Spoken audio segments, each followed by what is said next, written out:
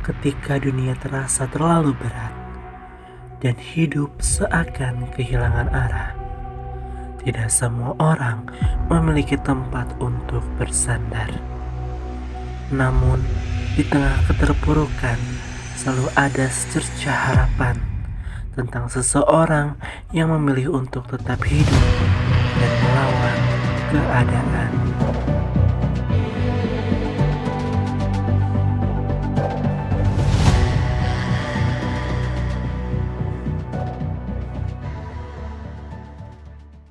Nama saya umur 21 tahun. Saya statusnya mahasiswa aktif.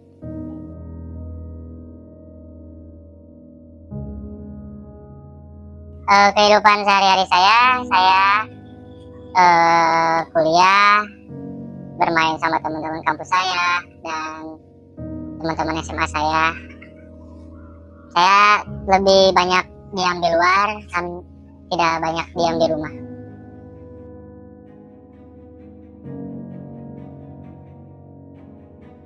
Untuk pertama kali main sih saya waktu sudah lulus SMA. Itu cuman bercanda doang awalnya, cuman pengen tahu isinya kayak gimana. Awalnya sih cuma itu doang. Untuk awal mula ketagihan banget tuh waktu pas ibu saya udah gak ada. Saya mungkin karena pergaulan juga sih dari lingkungan rumah, yang dimana bapak-bapak dan lain-lainnya juga emang bermain judi, dan dimana saya ingin mencoba dan dikasih menang lumayan cukup besar dan akhirnya ketagihan.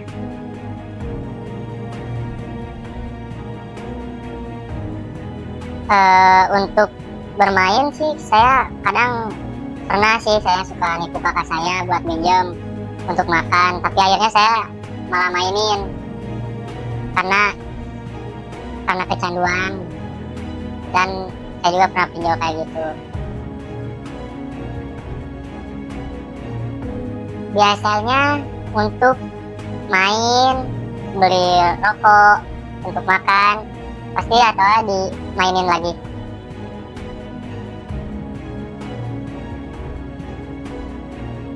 Untuk awal pinjaman online saya waktu ibu saya udah gak ada, di situ mungkin saya udah hilang arah. Jadi mungkin gak ada tujuan lagi buat mikir buat cari kerja dan lain-lain.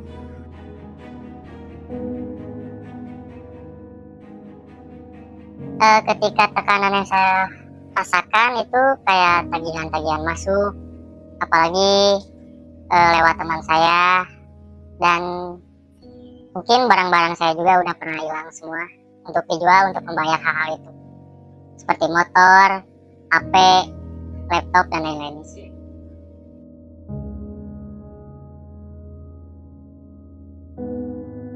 Untuk orang tua saya sudah tidak ada keduanya. Jadi saya yang tahu cuman kakak-kakak saya. Jadi lebih hanya ini yatim piatu. Iya.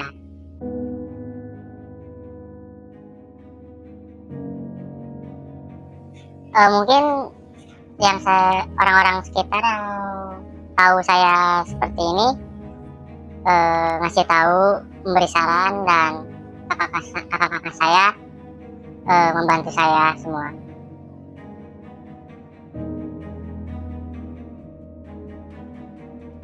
Pasti ada, karena ketika saya kalau di rumah sendiri mungkin saya kena panic attack, yang dimana mungkin bingung arahnya kemana dan bingung cara ngelakuin kedepannya itu gimana.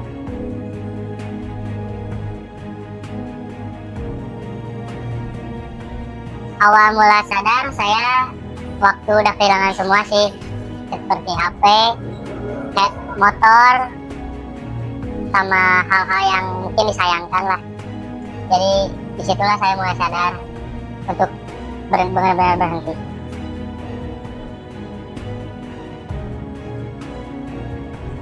Mimpi saya pengen banggain almarhum orang tua saya dan banggain kakak-kakak saya, impian saya.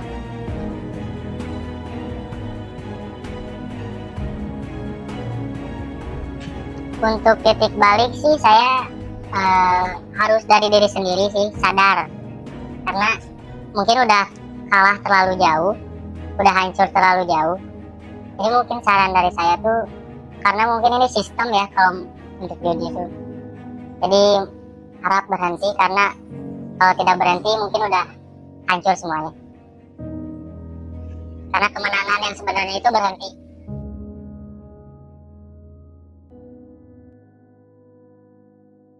Ya, pesan-pesan saya itu mungkin lebih cepat, lebih baik untuk berhentinya.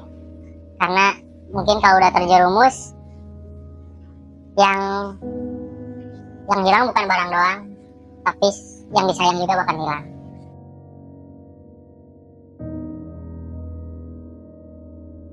Harapan sih saya pengen menjadi orang yang lebih baik dan punya tujuan yang lebih baik juga, dan tidak akan bermain lagi untuk kedepannya.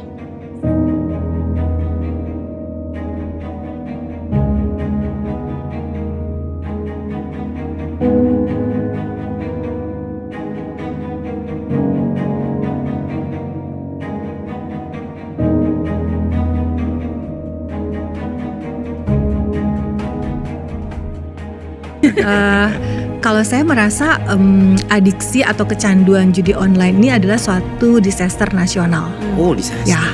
Ya.